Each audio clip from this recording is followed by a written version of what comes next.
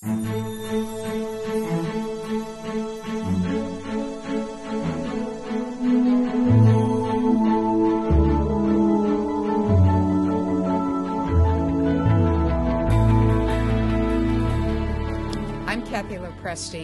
on behalf of the Benjamin Rose Institute Board of Directors, I want to welcome you to this, our 6th annual Katz Policy Institute lecture. Today's lecture is being held in memory of Dr. Sidney Katz, whom many of you know, I am sure. Dr. Katz is also, many of you know, passed away earlier this year, and he just happens to be the namesake for our Policy Institute. His work at Benjamin Rose and elsewhere exemplified the interface of service, research, and advocacy, which has become the hallmark of Benjamin Rose. I would like to turn the podium at this point over to Dr. Linden Ulker, our Senior Vice President and the Director of the Katz Policy Institute. So I would like to just let you know that we've mourned Sidney's death since last May, and we just want to use this event as an opportunity to acknowledge his many contributions to us personally, to the organization, and to the field of aging.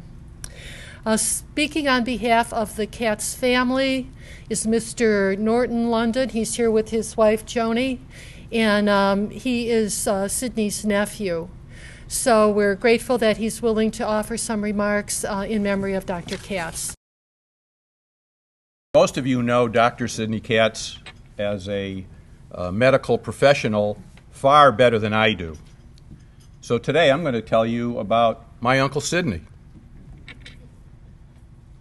My first remembrance of Sidney was back in 1940 when he was dating my Aunt Beverly. At the time he was in the Navy, and he would visit her as often as he could when he would get away from his duties. Beverly lived with my grandparents, and our family visited there often. Around my 6th birthday, Dr. Sidney Katz gave me his Navy officer's cap to wear.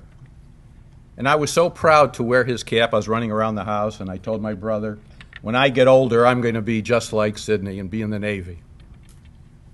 It was during the Korean War when Sidney was asked by the United States Army to join them and assist with other doctors to find a cure for a disease that was affecting the United States GIs.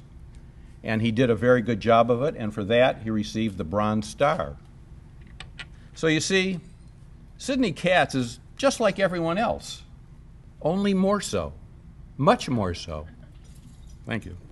Now I'd like to introduce Dr. Susan Reinhard, who's graciously agreed to deliver the 6th Katz Policy Lecture. She's done extensive research on home and community-based services. She's influenced the evolution of aging and health policy in the state of New Jersey. She has captured the legacy of Sidney Katz in the activities of daily living scale and how it still continues to be used today. And I will say that Sidney always said, this is not an end point, it's only a beginning point. I expect new ways of thinking about it and new applications, and I think that's what Susan's going to talk about. I wanted to share with you, as Linda said, of what we're calling Home Alone, Family Caregivers Providing Complex Chronic Care. So I'm pretty excited that we can share it here because it does build off the work of Sidney Katz, which was the other reason I was hoping the timing would work out right, to share what we are calling the new normal for family caregivers. Just a little overview. It's something that we started talking about a year ago when we released a report on valuing the invaluable. I'll say a few words about that. And then do talk more about ADLs, activities of daily living, and instrumental activities of daily living. What do these scales that are in wide use now, born here, at least the ADLs born here, what do they tell us about the work of family caregivers? And then to talk about a call to action that this research and other things we've been doing have led us to call for. So just to start with, as anyone who's in the field of family caregiving knows, we mean more than a blood relative. So I just want to make that clear, that this could be a relative, a partner, a friend, somebody who is involved with providing a broad range of assistance to an older person or an adult with a disability. And that in the more recent language of person-centered care, are you familiar with that term? It's like the hot thing, person-centered care. Well, if the consumer has already said that this person, this family caregiver, is part of how I'm going to stay in the home and community, can't do it without them, then the family caregiver must seriously be involved in assessment, in providing other services. You can't ignore them.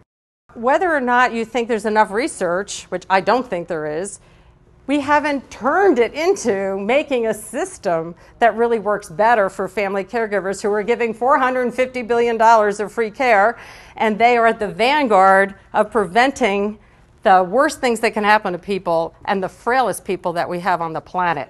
So they have to have this visibility. They have to have us helping them. And this is, it's for every person, whether you're the caregiver who should be demanding that you are paid attention to, or you're the healthcare provider who can do anything to make this better, or you're the actual healthcare professional who can change the way you practice and interact with people. I think we all have part of a role here to change the way this is going, because it's simply not sustainable.